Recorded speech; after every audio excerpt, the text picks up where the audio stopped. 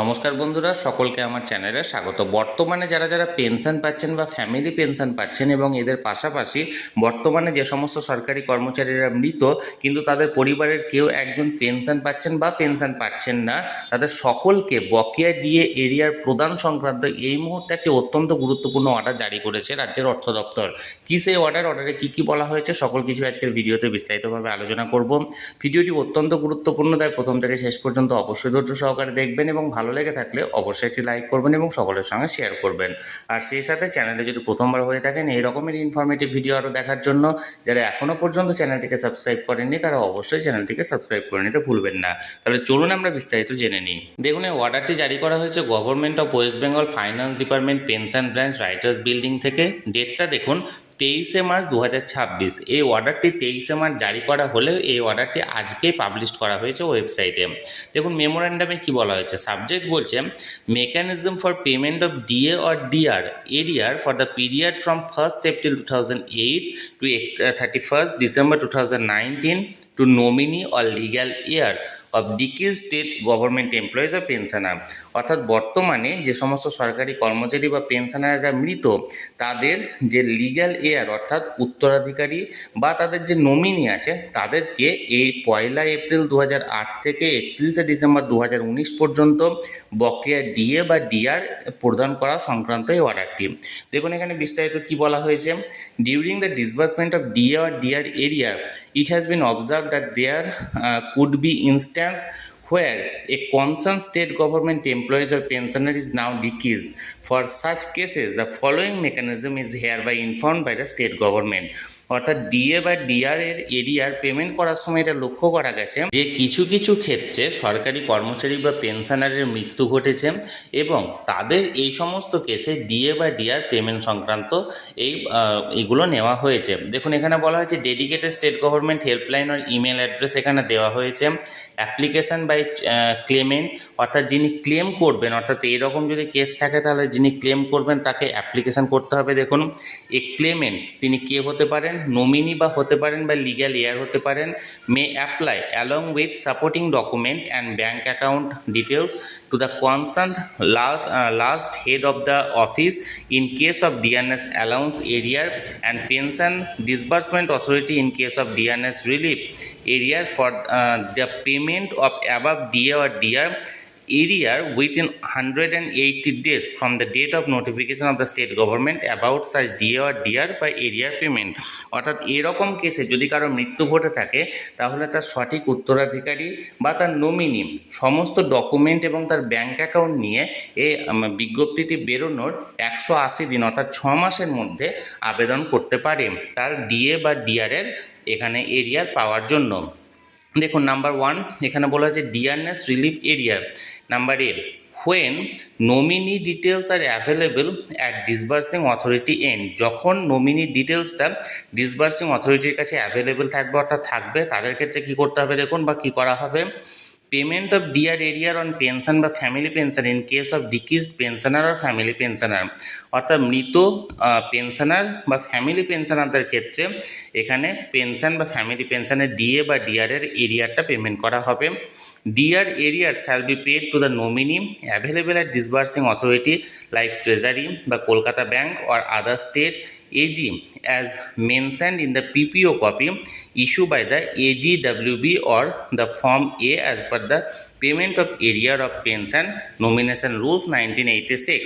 অর্থাৎ এই সমস্ত ক্ষেত্রে এখানে AGWB বা ফর্ম এতে যে সমস্ত নমিনির নামগুলো উল্লেখ থাকবে এবং এগুলো কোথায় পাওয়া যাবে, ট্রেজারিতে বা কলকাতা ব্যাঙ্ক বা আদার স্টেট এজি এই সমস্ত জায়গা থেকে এখানে নেওয়া হবে এবং এই রুল অনুযায়ী তাদেরকে প্রদান করা হবে। Note, in case the treasury identified that the existing family pensioner and the nominee mentioned above are one and the same person, then the disbursing authority may pay the DR area amount directly to the existing family pensioner। যদি এখানে treasury identify করে যে যিনি আবেদন করছেন এবং যার নামে নমিনি আছেন দুটোই একই ব্যক্তি, তাহলে সেক্ষেত্রে ইমিডিয়েট সেটা দেওয়া হবে। অর্থাৎ এক কথায় বলতে গেলে যদি এমন কোনো ঘটনা ঘটে এবং সেখানে নমিনি বা লিগ্যাল ইয়ার যদি অ্যাপ্লাই করে এবং সেই নমিনির তথ্য যদি সংশ্লিষ্ট ট্রেজারি বা সংশ্লিষ্ট ব্যাংক বা সংশ্লিষ্ট দপ্তরে থাকে এবং ওই ট্রেজারি বা ওই ব্যাংক বা ওই সংশ্লিষ্ট দপ্তর যদি আইডেন্টিফাই করে যে যিনি নমিনি ছিলেন বা যার নমিনি হিসাবে ডকুমেন্ট এখানে জমা আছে তিনি এবং আবেদনকারী ব্যক্তি একই ব্যক্তি, তাহলে সেক্ষেত্রে ইমিডিয়েট সেটা দেওয়া হবে। এবং এর পাশাপাশি দেখুন এখানে কি বলা হয়েছে, number B, when nominee details are not available at disbursing authority end. যখন নমিনি ডিটেলসটা অ্যাভেলেবল থাকবে না তাহলে সেক্ষেত্রে কী হবে, payment of DR arrear on pension বা family pension in case of deceased pensioner বা family pensioner, DR arrear shall be paid by the disbursing authority to the legal heir or legal heirs on submission of supportive document issued by the competent authority in case of nominee is not available in the PPO copy issued by the AGWB or the Form A as per the payment of arrear of pension rules 1986 at disbursing authority like Treasury, Kolkata Bank, the other state AG। অর্থাৎ এক্ষেত্রে সংশ্লিষ্ট দপ্তরের কাছে আবেদন করতে হবে যদি সেই নমিনি বা লিগ্যাল ইয়ারের কোনো তথ্য সেই সমস্ত দপ্তরে না থাকে, অর্থাৎ ট্রেজারির কাছে বা ব্যাংকের কাছে বা সংশ্লিষ্ট অন্য দপ্তরের কাছে যদি না থেকে থাকে তাহলে আবেদন করতে হবে। অর্থাৎ এক কথায় বলতে গেলে প্রথম 1 নম্বর যে পয়েন্টটা হলো ডিআরএস রিলিফ, অর্থাৎ পেনশনারদের ক্ষেত্রে যদি এইরকম কোনো পেনশনারের মৃত্যু ঘটে থাকে তাহলে সেই পেনশনারের যে নমিনি বা লিগ্যাল ইয়ারের যদি নাম বা ডিটেলস যদি সংশ্লিষ্ট দপ্তর অর্থাৎ বিশেষ করে ট্রেজারিতে বা ব্যাংকে যদি জমা থাকে এবং তারা যদি আইডেন্টিফাই করে যে নমিনি হিসাবে অ্যাড করা ব্যক্তি আর আবেদনকারী ব্যক্তি একই, তাহলে ইমিডিয়েট সেটা দেওয়া হবে। আর যদি এই রকম তথ্য না থাকে অর্থাৎ ডিসবার্সিং অথরিটিতে যদি তাদের নমিনি ডিটেলস না থাকে তাহলে সেক্ষেত্রে তাদেরকে আবেদন করতে হবে সংশ্লিষ্ট দপ্তরের নির্দিষ্ট ফরম্যাটে। এবার এর পাশাপাশি দেখুন কি বলা হয়েছে 2 নম্বরে, ডিআরনেস অ্যালাউন্স এরিয়ার।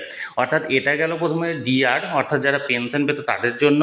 এবার দ্বিতীয়টা হচ্ছে ডিআরনেস অ্যালাউন্স এরিয়ারটা হচ্ছে যারা চাকরি করতে করতে মারা গেছে তাদের ক্ষেত্রে। Number A, deceased employee who expire during the period 1/4/2008 থেকে 31/12/2015 এই সময়সীমার মধ্যে যারা মারা গেছে, the concern pension sanction authority last HO shall generate the HRMS ID of the deceased employee and fill up the relevant part of the e-service book of the deceased employee to record necessary entries. Thereafter, the drawing and disbursing authority attached to the PSA shall calculate the admissible DA area through WBIFMS based on the entries recorded in the e-service book. It shall be then disbursed to the bank account of the eligible claimant। অর্থাৎ এক্ষেত্রে যদি কারো মৃত্যু 1/4/2008 থেকে 31/12/2015 এই সময়সীমার মধ্যে যদি হয়ে থাকে তাহলে প্রথমত যিনি পেনশন স্যাংশন অথরিটি পিএসএ তিনি একটা এইচআরএমএস আইডি একটা জেনারেট করবে সেই ডিকিজড এমপ্লয়ি এবং সেখান থেকে সমস্ত তথ্য অ্যাটাচ করা হবে এবং সংশ্লিষ্ট পিএসএ অর্থাৎ পেনশন স্যাংশন অথরিটিকে পাঠানো হবে এবং সেখান থেকে সমস্ত রেকর্ড নিয়ে যিনি আবেদন আছে তার ব্যাঙ্ক অ্যাকাউন্টে সমস্ত ডিআরের বা ডিএর টাকা এখানে এরিয়ারের টাকা এখানে পাঠানো হবে। বি দেখুন, ডিকিজড এমপ্লয়ি হ্যাভিং এইচআরএমএস আইডি হু এক্সপায়ার্ড আফটার 31/12/2015। যদি কেউ 31/12/2015 পরে এখানে মৃত্যু ঘটে থাকে তাহলে সেক্ষেত্রে the DDO shall calculate the admissible DA area through WBIFMS as per the details available in the online system. The amount shall then be disbursed to the bank account of the eligible claimant। অর্থাৎ এক্ষেত্রে সমস্ত কিছু তৈরি আছে এবং disbursement authority এক্ষেত্রে সমস্ত কিছু এইচআরএমএস তথ্যের মাধ্যমে সমস্ত কিছু পেয়ে এখানে আবেদন এখানে এরিয়াটা প্রদান করবেন। অর্থাৎ এক কথায় বলতে গেলে প্রথমত যে সমস্ত সরকারি কর্মচারী চাকরি করতে করতে মারা গেছে তাদের যে লিগ্যাল ইয়ার তাদের ক্ষেত্রে দুটো পদ্ধতি আছে। প্রথম পদ্ধতি হচ্ছে তাদের কোনো তথ্য তাদের নমিনি তথ্য বা লিগ্যাল ইয়ারের তথ্য যদি ট্রেজারির কাছে থাকে বা অন্য দপ্তরের কাছে থাকে তাহলে সেক্ষেত্রে ট্রেজারি প্রথমত ডিসিশন নেবে যে আবেদনকারী ব্যক্তি সেম ব্যক্তি কিনা এবং সেম ব্যক্তি হয়ে থাকলে তাকে ইমিডিয়েট সেটা দেওয়া হবে, না হলে তাকে সংশ্লিষ্ট দপ্তরে আবেদন করতে হবে এবং সেইভাবে ডিএ বা ডিআরের এরিয়ারটা পাবে। এবং এর পাশাপাশি যদি সরকারি কর্মচারীর মৃত্যু ঘটে থাকে অর্থাৎ চাকরি করতে করতে, তাহলে সেক্ষেত্রে প্রথমত যদি 1 এপ্রিল 2008 থেকে 31/12/2015-র মধ্যে মৃত্যু ঘটে থাকে, তাহলে সেই সময় HRMS আইডি ছিল না। সেই সময় HRMS আইডি জেনারেট করতে হবে সেই ডিকেজড এমপ্লয়েড, এবং সেই অনুযায়ী সমস্ত তথ্য ঠিকঠাক করে তার লিগ্যাল যে এয়ার থাকবে অর্থাৎ উত্তরাধিকারী বা তার যে নমিনি থাকবে তাকে দেওয়া হবে। আর যদি সেই এমপ্লয়ি 31/12/2015-র পরে মারা গিয়ে থাকে, তাহলে সেক্ষেত্রে তার অটোমেটিকই HRMS আইডি এখানে জেনারেট হয়ে গেছে, এবং সেই জেনারেট আইডি নিয়ে এখানে সমস্ত প্রসিডিওর এখানে মেনটেন করা হবে। বন্ধুরা, এটি একটি অত্যন্ত ভালো খবর, বিশেষ করে সেই সমস্ত পেনশনার বা সরকারি কর্মচারীদের জন্য যারা বর্তমানে মৃত, কিন্তু তাদের যে লিগ্যাল এয়ার বা নমিনি যারা আছেন তাদেরকে এই বকেয়া ডিএ এরিয়ার প্রদান সংক্রান্ত, যেটি আমি সরাসরি আপনাদের সঙ্গে শেয়ার করলাম। এই নিয়ে যদি আপনাদের কোনো মতামত থাকে বা প্রশ্ন থাকে অবশ্যই কমেন্ট করুন, আর ভিডিওটি ভালো লেগে থাকলে অবশ্যই একটি লাইক করুন এবং সকলের সঙ্গে শেয়ার করুন। আর সেই সাথে চ্যানেলে প্রথমবার হলে অবশ্যই চ্যানেলটিকে সাবস্ক্রাইব করে রাখুন। ধন্যবাদ, দেখা হচ্ছে পরের ভিডিও।